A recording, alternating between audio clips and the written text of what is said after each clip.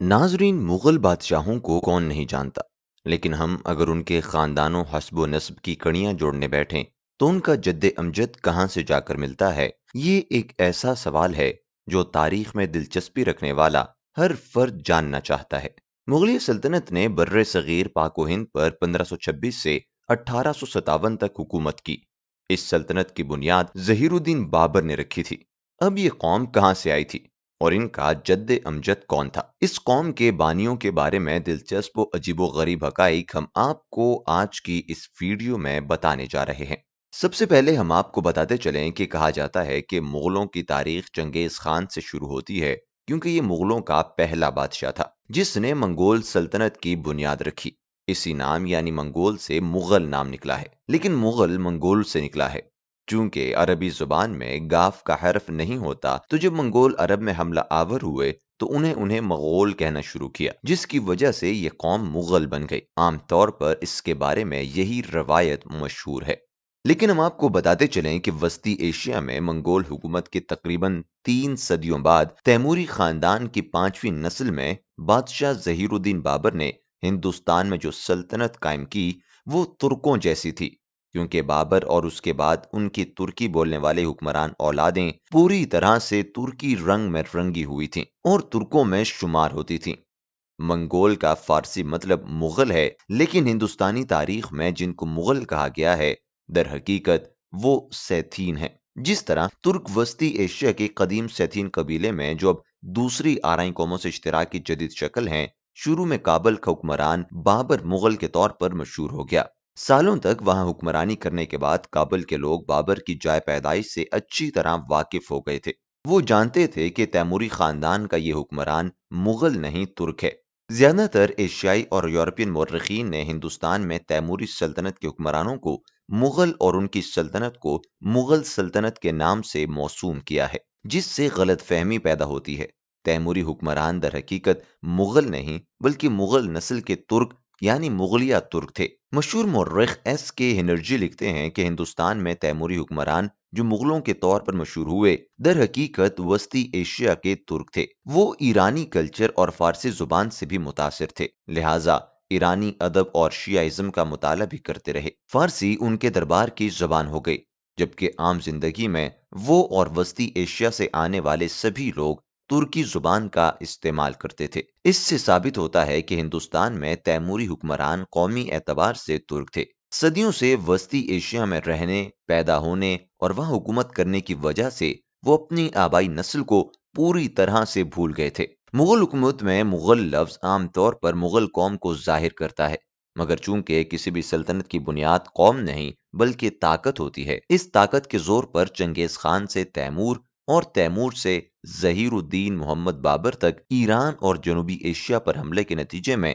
ये लोग यहाँ मुकीम पजीर हुए। नाजरीन, अब हम पाको हिंद के मुगल हुक्मरानों की बात करें तो शहनशाह बाबर के दौर से मुगलिया सल्तनत का कयाम हुआ और इसके साथ मुगल पूरे बर्रे सगीर में फैल गए और उनकी तादाद में खातिर खा इजाफा हुआ। मुगल पाको हिंद में बाकायदा बसना शुरू हो गए।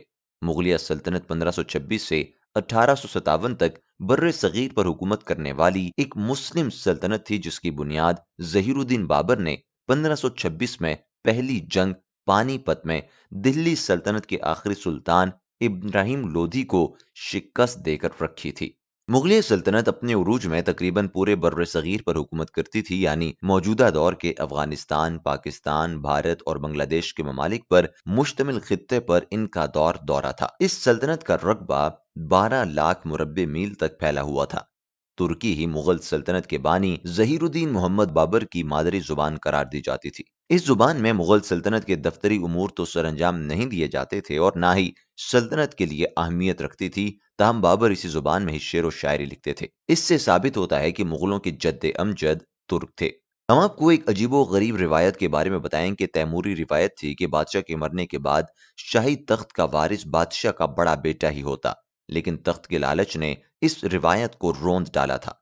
अब नई रिवायत के मुताबिक होता यूं था कि एक बादशाह के मरने के बाद उसके बेटों और रिश्तेदारों के दरमियान जंग छिड़ जाती थी। جو شہزادہ اپنے حریفوں کو شکست دے دیتا وہ تخت مغلیہ کا وارث بن جاتا۔ سلطنت کے آغاز میں جہاں بابر کو بطور حکمران اپنے چچا اور ماموں سے لڑنا پڑا، وہیں اس کی موت کے بعد اس کا بیٹا ہمایوں بادشاہ بنا۔ اسے اپنے بھائیوں کی دشمنی اور مخالفت کا سامنا کرنا پڑا۔ انہوں نے ہر محاذ پر اس کے ساتھ دشمنی کی۔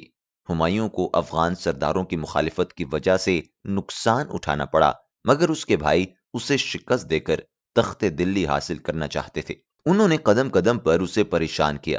بالآخر وہ سندھ کے راستے ایران جا کر پناہ گزین ہوا۔ 15 سال بعد 1555 میں اس نے ایک بار پھر مغل سلطنت حاصل کی، مگر 1 سال سے کم عرصے میں اس کا انتقال ہو گیا۔ ہمایوں کے بعد اکبر بادشاہ بنا اور اس کے بعد اس کا بیٹا جہانگیر تخت نشین ہوا۔ جسی طرح یہ سلسلہ چلتا رہا۔ جہانگیر کے بعد شہزادہ خرم شاہ جہان کا لقب سے تخت نشین ہوا اور اس کی مخالفت اس کے بھائی شہزادہ شہریار اور شہزادہ داور بخش نے کی، مگر شاہ جہان کے وفاداروں نے انہیں شکست دے کر گرفتار کر لیا۔ شہزادے شہریار کو اندھا کر دیا گیا، جبکہ شہزادہ داور بخش مارا گیا۔ 1658 میں شاہ جہان کی زندگی میں ہی اس کے بیٹوں دارالشکوہ، اورنگزیب، شجاع اور مراد کے درمیان تخت کے حصول کے لیے خون ریز جنگیں ہوئیں، جس میں اورنگزیب کو فتح نصیب ہوئی۔ کہتے ہیں کہ ہر عروج کو زوال ہے۔ سلطنت عثمانیہ کا زوال اورنگزیب کے دور سے شروع ہوا۔ کسی بھی عہد یا سلطنت کا خاتمہ اچانک نہیں ہوتا۔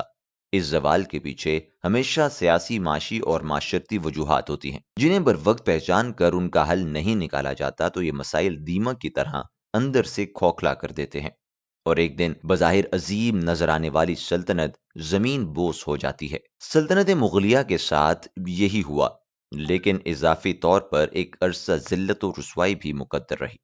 ناظرین، زوال کا ایک بڑا سبب یہ تھا کہ ہندوستان میں بہت سے مذہبی عقائد کے ساتھ لوگ اپنی زندگیاں گزار رہے تھے۔ اپنے پیشرو بادشاہوں کے سیکولر پالیسی کے برعکس اورنگزیب عالمگیر کا متشدد اور متعصب مذہبی رویہ زوال کی بنیاد میں اہم حصے دار تھا۔ بڑے بڑے عہدوں پر عالمگیر نے بھی غیر مسلموں کو رکھا، لیکن یہ بھی کافی ثابت نہ ہوا۔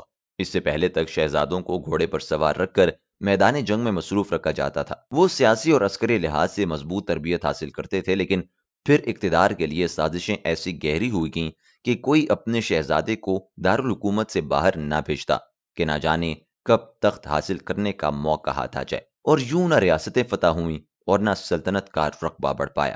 اس کے علاوہ یورپی فوجی مہم جو 18ویں صدی میں ہندوستان آئے، یہ کرائے کے فوجی تھے، زیادہ تر فرانسیسی تھے۔ انہوں نے مغل بادشاہ، اودھ کے نواب، دکن کے صوبیدار نظام الملک، میسور کے حیدر علی اور ٹیپو سلطان، راجپوتانہ کی ریاستوں اور مرہٹا سرداروں کے ہاں ملازمت کی، اور ان کی مقامی فوج کو تربیت بھی تھی۔ پھر انگریز بحیثیت تاجر ہندوستان آئے اور ایسٹ انڈیا کمپنی قائم کر کے مقامی لوگوں کو روزگار مہیا کی اور اپنے وفادار لوگوں پر مشتمل ایک بڑا گروہ اکٹھا کرتے چلے گئے۔ مقامی فوج تیار کرنے میں بھی انہیں زیادہ دیر نہ لگی اور عام غریب محروم لوگوں کو روزگار ملنے لگا، پیسہ ان کے ہاتھ آنے لگا تو انگریز کو انہی نے آقا تسلیم کر لیا۔